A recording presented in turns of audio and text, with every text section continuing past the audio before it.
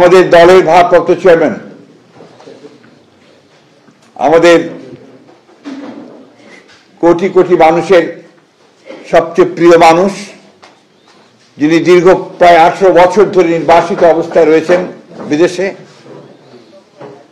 এবং বিগত প্রায় 1 যুগ ধরে তিনি গণতান্ত্রিক আন্দোলনকে নেতৃত্ব দিয়েছেন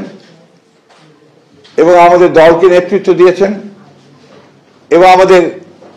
যে গণতন্ত্রের উত্তরণের যে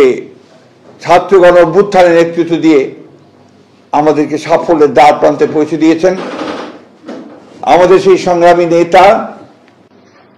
এই দেশের গণমানুষের অত্যন্ত প্রিয় মানুষ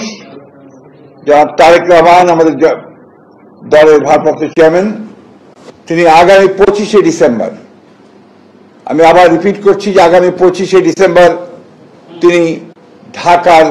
মাটিতে আমাদের মাঝে এসে পৌঁছবেন। আমরা আমাদের দলের পক্ষ থেকে, সকলের পক্ষ থেকে